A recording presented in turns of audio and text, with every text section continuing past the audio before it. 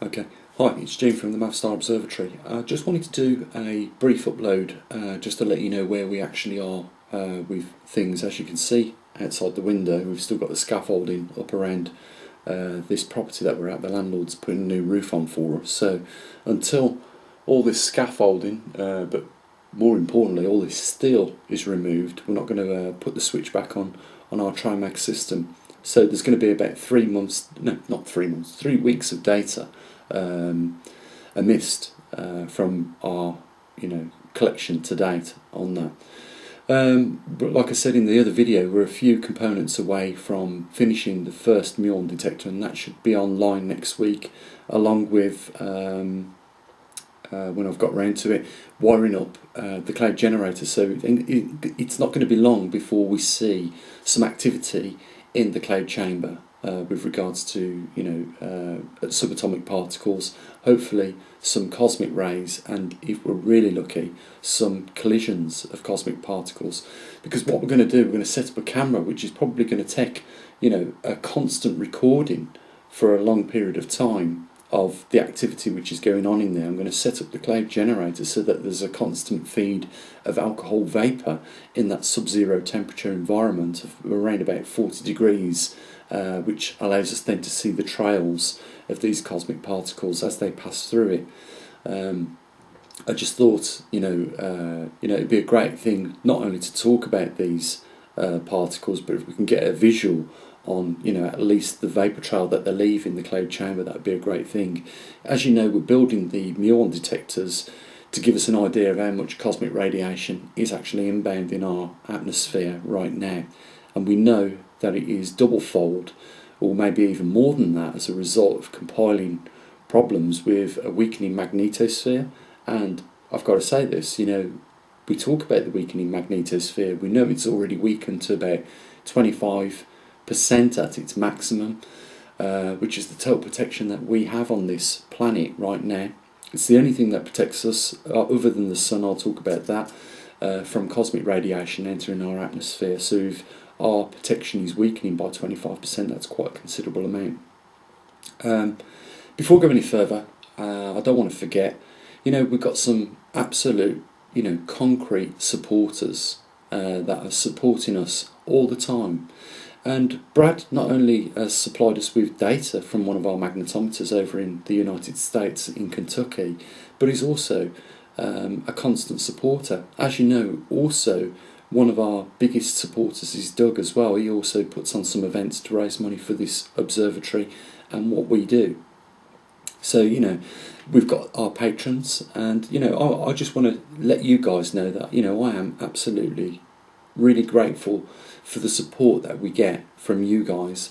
And, it'd be great if we could encourage a few more people, to jump on board and just boost what we've got coming in now regularly on Patreon, as well as on what we get on PayPal.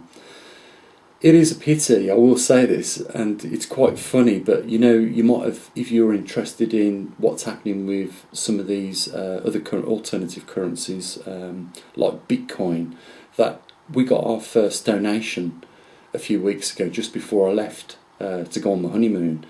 And from that point, I don't know if you follow the news with regards to these currencies, but it collapsed to the tone of about probably 15-20% when we got it. I just couldn't believe my luck that the first time I actually have Bitcoin, that it loses so much in there. But we've left it in there. Hopefully it might recover. It could go even worse than what it is, and that's just the luck of the draw, isn't it, guys? But it's great that people are using these alternative means other than just these fiat currencies that are out on the market. And I want to talk about a wider scope of things, but before I do, I just want to say thank you to the people that are supporting us, because we do a lot more on this channel than a lot of other YouTube channels, and probably I'm more known for the YouTube channels other than what work we put up on the website, Poleshift News. And if you've not been over there, guys, to poleshiftnews.com, go over there and have a look. There's regular amounts of data on lots of anomalies that we're covering, like earthquakes, volcanic eruptions, and as we know, volcanic eruptions are down compared to last year. I'm talking about active now volcanic eruptions that are actually in eruption, as opposed to just showing signs of eruption or being dormant a little bit. You know, you have to draw a benchmark in something, and I think, you know, if we're going to compare it year in, year out, then we actually need to say, okay, what are we going to compare it with? Are we going to compare it with ones that are showing signs of eruption or ones that are actually in eruption? And I thought I'd go for the ones that are actually doing something, like erupting. So, you know, that's what I really have an interest in looking at. You know, there are other things like sea ice extent. We've got a couple of weather maps that cover, you know, the temperature of the sea ocean globally. We've got live radar and satellite photos. You know, these things sometimes, you know, can be a little bit of a problem to find if you're looking for specifics. So, you know, that's why we included them on the website. Another one we cover is the Schumann resonance. For people, and I did see in a few of the comments on the last few videos, they weren't sure about how to reference the Schumann resonance frequency. Well, it's simple. If we have more than 7.8 hertz per second, what that really means is we're getting more lightning strikes per second, because the Schumann frequency is a measure of lightning strikes globally. And there's a couple of good observatories that have established themselves over the years that have plenty of stations globally now that triangulate where the lightning strike is taking place and keep a regular check on that. And we've got a good website on our so we've got a good station on our website that regularly updates the Schumann frequency. But in general, the Schumann frequency is our background noise that has been constant for many, many years. And some people say it's increasing, some people say it's decreasing. But, you know, you can go on to Pole Shift News and look at the Schumann frequency as much as you want, as many times as you want. It's regularly updated. I think every 10 minutes it's updated, so the data's there. And it's like a lot of the data that we've got on our website that is regularly updated. So before I went on my honeymoon, obviously there was an enormous amount of things going on, other than, you know, trying to prepare all the food for the guests. You know, there was a few changes. We tried to really keep it just very personal and not involve too many, but you know how these things work. They escalate, and you know they get very expensive very quickly, and that is exactly what happened. You know, obviously you can't help family members wanting to join in with your you know, your special celebration of your, you know, your wedding. So you know, it got a little bit more than what we actually wanted to. You know, we wanted to just keep it just to a couple of witnesses and ourselves, and a glass of champagne and a honeymoon. But it ended up involving more of the family. I'm glad it did, because it was an amazing day, and of course for the women that are a part of the family, it was a great excuse for them to buy a dress. So, and of course, thank you to all those that have constantly, you know, been you know, congratulating us on that. You know, it was a great day, and you know, we had a great honeymoon. But we are back to do business right now, and that is solely focusing on this observatory and taking it further than what it is at the moment. You know, guys, I've been doing it 7 years now, and we've been monetised on this channel since January this year. We've managed to get together a good 170 people now that support us on Patreon, and it isn't raising, you know, as you can imagine, most of them put a couple of dollars here and a couple of dollars there. Some people are a little bit more generous and they put, you know, $40 in, but you know, it amounts to roughly every month around $1,000 or so. And every time there is a payout of Patreon, you know, we lose, you know, a good 10 people for some reason. I don't know why that is, but you know, it hasn't really increased in numbers of support. And you know, what has happened over the last few months is, you know, the expenditure of the observatory has increased. You know, we're trying to build 20 of these muon detectors to send around the world, so that we can get a good handle on how much cosmic radiation is inbound. And we're going to target specifically a few areas of interest, especially in relationship to the South Atlantic anomaly.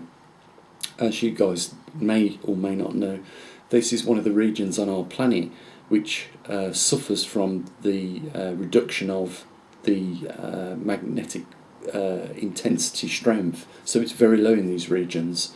And I want to know, as well as a lot of you guys that have been supporting us to get these muon detectors built, how much radiation is actually inbound on these low intensity regions, because if we are going to continue and it looks like there is no change in direction from this pole reversal, we know that one thing that will result out of it will be an increased weakened magnetic field. And as a result of that, more radiation will be inbound. And we know some of the implications of having more radiation inbound leads to cardiac arrhythmias, cancers, across all biodiversities on this planet. So there are some serious risks. The other thing is we don't know for sure if this is an excursion or it's going to be a completed magnetic reversal, or whether this Earth will indeed go through another magnetic reversal. You know, what I'm saying there is, could our magnetosphere weaken to the point of no protection or very little protection, and you know, there's no guarantee that we will get poles form again. And the reason why I say that is because it's 500,000 years overdue its regular reversal, or completed reversal. So there is something definitely unique about this magnetic reversal. One thing I was going to mention in this video is it's really good and great to see now that some people are finally getting it. You know, our Earth is going through a magnetic reversal, and it's serious. And you know, I've told you that I've had people from NASA that have emailed me and said, you know, we completely are with you on what you're doing. You know, it's great that you've got, you know, all the information that you're providing and on this anomaly that's taking place. But from a professional body, as far as they're concerned, is they cannot call any shots. I think that they've had a lot of damage done to their reputation. I think that they're suffering also in NASA at the moment from funding problems. But the last thing they want to do is put their neck on the line and say that this could be a catastrophic, you know, event that's going to take place. In fact, this on two occasions in these emails from scientists in that organisation was those very words. They said, we're not going to come out and make a statement either way because we just don't know, through the lack of recorded evidence that we've got to date, what to expect. And as a result, we won't make any statements with regards to that. I think you need to pay attention to, you know, such statements as these that have been made by other scientists within these organisations. I think that they're very worried that if they make their views public, that they could possibly lose their jobs. And you can understand, you know, if you've got mortgages and you've got a family to feed, you know, you just don't want to rock the boat. It's a little bit different for me because I'm funded by you guys, and I don't particularly care too much about the politics of these organisations. I don't care what they do. You know, I will give the information as I see fit to you guys, based on the data that we collect here at the Observatory. And you know, this is what some people have got to realise. You know, this is a very unique observatory. We're not funded by anyone else other than you guys, and that's why it's imperative that we keep the funding going for this observatory, and you know, we keep expanding what we're doing, especially in line with what we are now doing. We're keeping an eye on the magnetic pole migration, and we know as a result of that we're getting a weakened magnetosphere. And you know, even though over the last 18 months we've not detected very much in a weakening field, it still is good to know that it's not one way or another, as opposed to guessing like we was before. You know, we've got a magnetosphere sensor that measures the strength of the magnetosphere, and you know, with that we can answer that question: is the magnetic field weakening at an alarming rate, or is it not? Well, we can say to date that it's not at this point in time, but that doesn't mean that at some point in the future things could change. What I have found a little bit strange is that, you know, we have seen some very strange behaviour with the magnetic North Pole migrating over the last 10 months. If you remember, just after Christmas we came out with a few announcements well before NASA announced that it was going to update its world magnetic map. because of the rate of change of things, we detected that there was something going on before, they made their announcements. So on a couple of occasions, we've been very successful for a small observatory, and we've beat them to the table, so to speak. And I just think it's for that reason that it's important that we continue doing what we do. We've gone to another level now. We've not only built the TriMag system, we've not only got a magnetosphere sensor, we've not only got now globally some magnetometers, and the data goes up to the website. Every time we get a packet of data sent to us, we process it and put it up on the website. I just think it's important that we continue doing what we can with regards to, trying to find out more about this anomaly that's taking place. And like I said a bit earlier on, I was going to mention, there is another thing that is compiling the problem that we've got at the moment with regards to cosmic radiation. And it sort of like rebuts the fact that we need to do more research in this field with regards to how much cosmic radiation is actually inbound.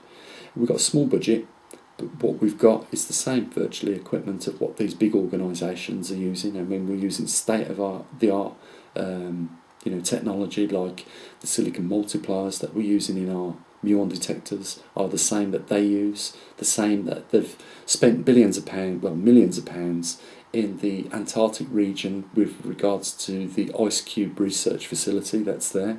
We're online with the equipment that they're using. We just don't simply have the budget. But you guys know I've been very resourceful with the money that I've had come in, and it's allowed us to build the equipment that we've got to date and monitor as much as what we have. Slight deviation there for what I wanted to talk about. I mean, there is another thing that is causing problems for us, and that is this grand solar minimum. And for the last 33 years, the solar cycles with regards to sunspot numbers have been depleting. And there's been a lot of scientific research conducted with regards to why this may be the case. I've brought you some of those scientific papers to light with you guys in a few videos, and as you know, one of those predicted that sunspots would fail to form after 2015 as a result of the increase in heat in the umbra on the sun.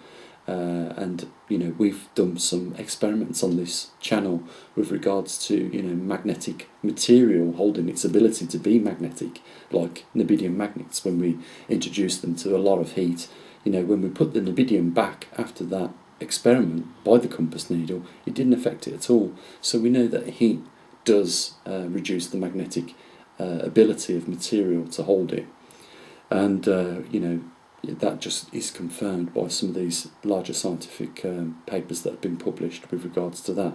Now, one of the papers that I talk about a lot, they was a little bit off on the prediction. They predicted 2015 we could see an end of sunspots forming as a result of the increase in heat in the umbra of the sunspots. That they're not far off the line as far as I'm concerned. They obviously, was doing well to measure all this, activity taking place, and I think they pinpointed the cause of the reduction of sunspots. But we just don't know where we lie with regards to where will be the equilibrium or the point of halfway where we get to where things start to improve. And therefore, we have to ask the question, does this set up the circumstances for something else that could take place, such as a return to a glacial period? Again, this is not uncommon for our planet to go through these phases. We could easily be returning to, a return to a glacial period, and if that's the case, we face a lot of implications, and it will definitely change the way in which we do business on this planet. And I think we're already seeing some of the signs of that, even though we haven't reached the equilibrium point. So as we continue to go through this solar minimum, the temperatures are going to start to decline on this planet, and as a result, the agricultural land that we've got available to us right now is going to reduce. And we've seen this happen already in the space of 5 years, and as a consequence of that, food prices have risen.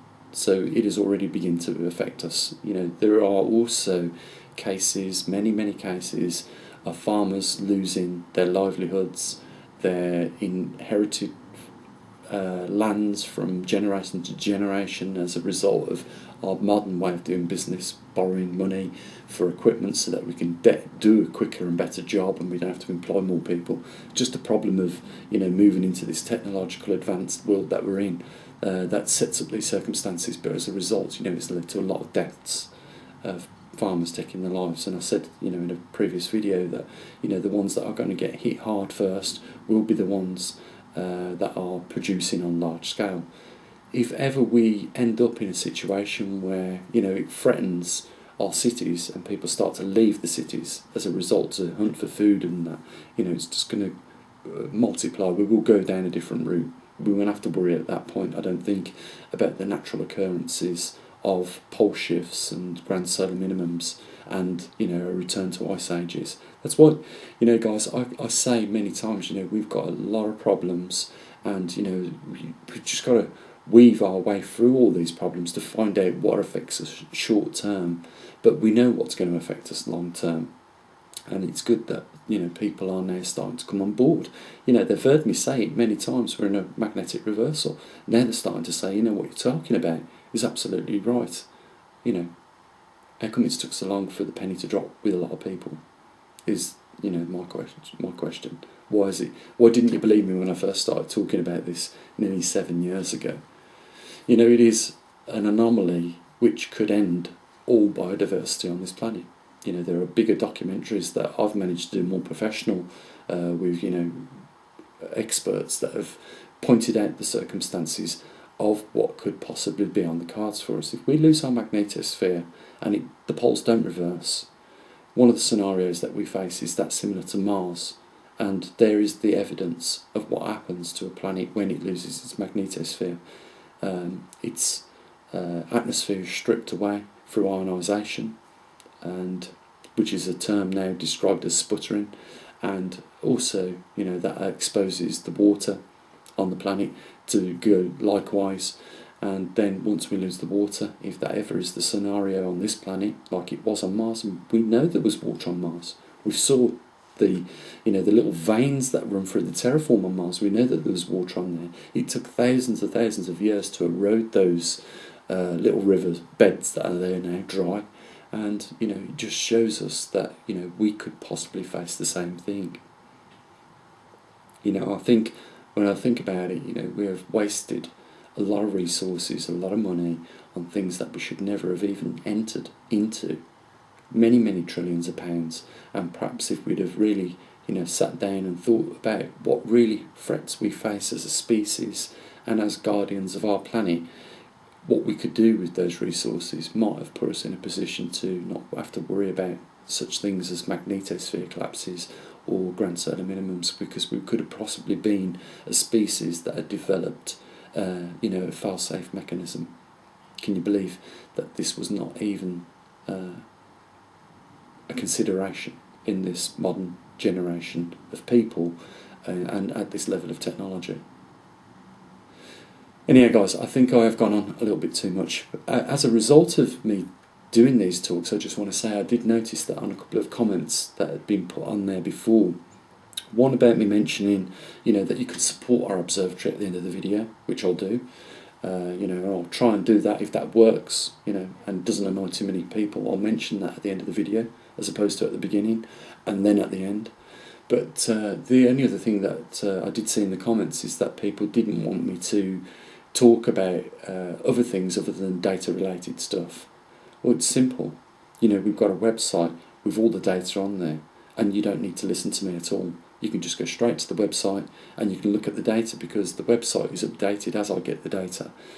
On every month, on the 17th, I put the TriMag data on there, and around about that time I now do recent magnetic pole position on YouTube. So you can wait for that if you don't want to watch every one of these videos.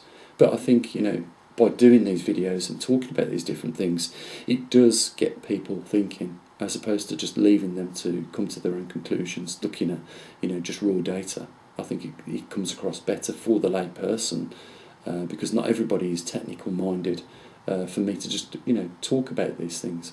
So, if you want just facts and data, the website covers that pretty much. And I have got to make a few modifications to the website, by just putting a few descriptions there, because not everyone understands what all these things are and what they mean, like Schumann frequency, what causes it and things like that. So perhaps there's a bit more work for me to do on that, which I will do.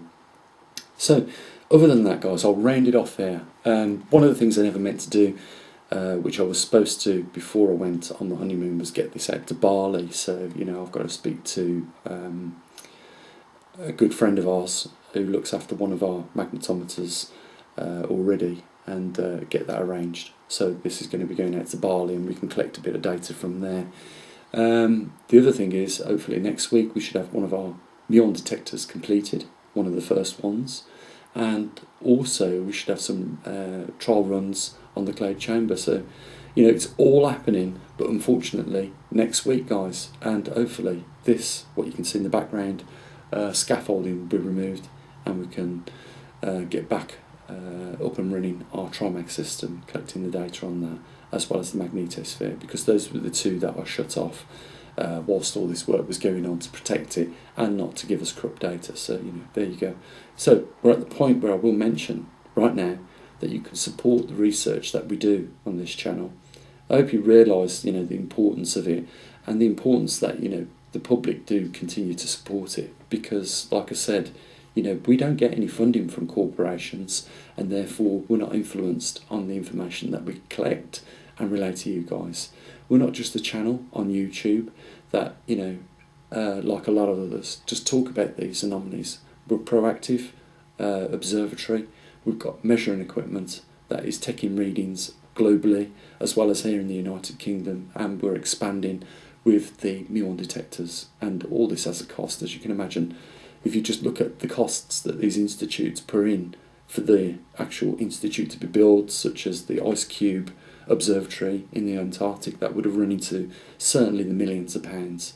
We don't have that sort of budget, and therefore it's important that we keep funding it at the level we do, or even increase it if we can. Really increase it if we can. But there you go, guys. I'm very resourceful with the funds we get, and I try to spread them as far as possibly can, and give you as much time that I can possibly do. One thing you guys are really lucky at is that I've got the skills in various areas to put all this together and actually get it into a position where we can do this. And we've also got a great vehicle on YouTube where there's a lot of people that are willing, like our superstars, to have these magnetometers in their homes and send the data back here to the UK so we can process it and put it on our website. I think it's amazing that we've got good people out there that are willing to go out their way, not only financially, but give a bit of their time to do this. So we should thank them as well. So guys, the link down there, you can support us on Patreon, and you can support us on PayPal. And as usual, it's not mandatory to do that, but without funds, we don't exist. It's as simple as that. So I'll say what I usually do. Have a great weekend, and I'll catch up with you at another point in time, and I'll say what I usually do. Bye for now.